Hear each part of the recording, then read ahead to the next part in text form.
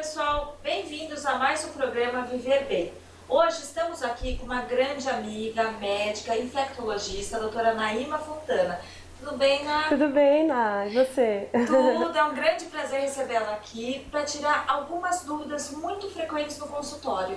Afinal, qual que é a área de atuação do médico infectologista? O médico infectologista ele tem uma atuação muito ampla, né? Desde intra-hospitalar até ambulatorial e na saúde pública também.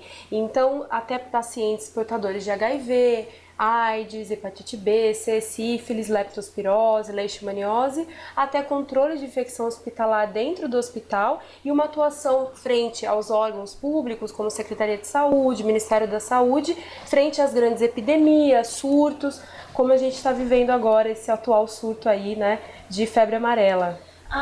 Então assim, o adulto também tem que ser vacinado? Sim, o adulto tem vacinações. Logicamente que as vacinações elas se concentram mais na primeira infância, nos primeiros anos de vida, mas o adulto precisa ter os reforços. Por exemplo, a dupla adulta a cada 10 anos, as 3 doses de hepatite B, a influenza anual, né, que é a vacina da gripe, e outras vacinas que são indicadas conforme o indivíduo, conforme as suas comorbidades, doenças, e aí o infectologista vai indicar melhor qual vacina é necessária naquele momento. E a gestante? Quando a mulher planeja engravidar, ela deve se vacinar antes, ela deve se vacinar durante a gestação? Como que isso funciona? O ideal é a gestante que está planejando engravidar se vacinar antes da gestação. Por quê? Porque existem algumas vacinas, por exemplo, as vacinas de vírus vivo atenuadas, que é a tríplice viral e a própria febre amarela, que não podem ser administradas durante a gestação. Então, o ideal é aquela gestante se planejar, passar com o seu ginecologista, se necessário, passar com o infectologista para se atualizar e ficar protegida.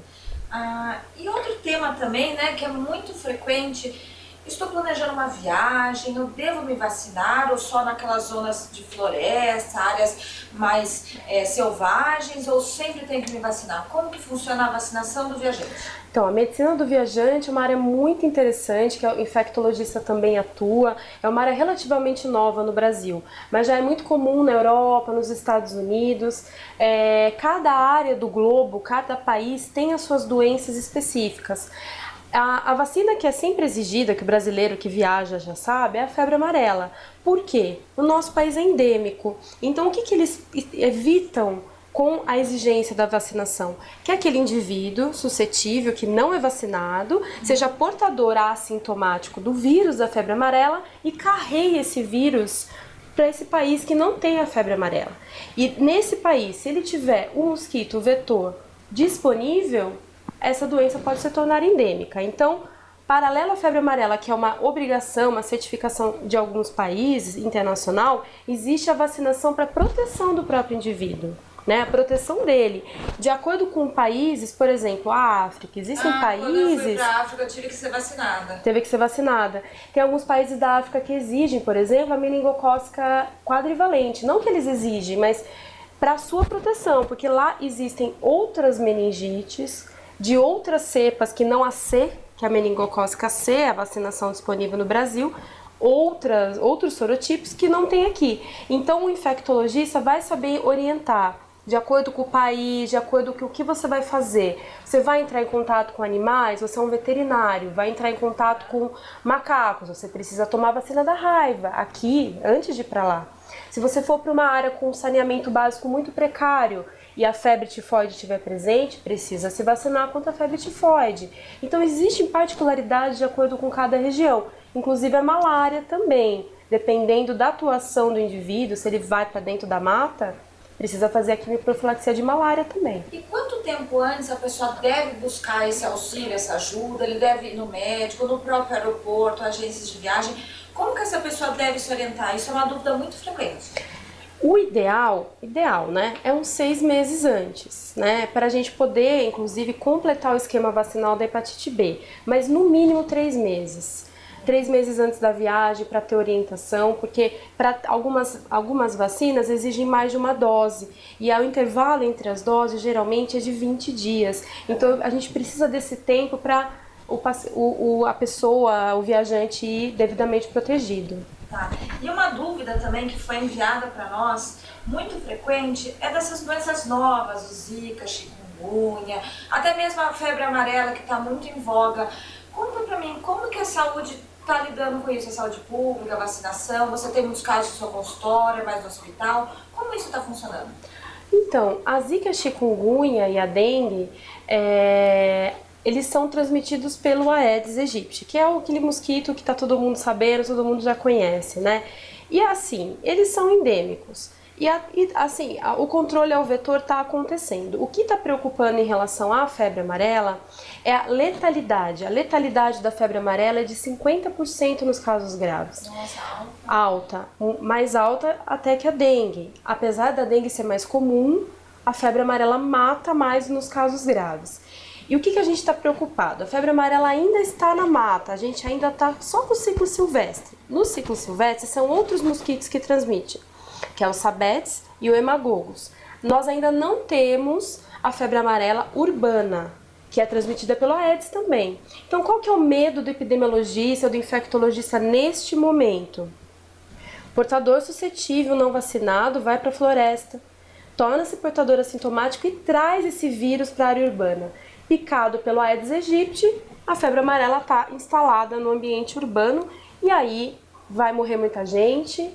E como já está morrendo em Minas Gerais, Espírito Santo, a gente vê todos os dias as notícias, né? Então a proteção mais importante, a mais eficaz nesses casos é a proteção individual por meio de repelentes, uso de às vezes roupas impregnadas com permetrina, mas a mais eficaz é a vacinação.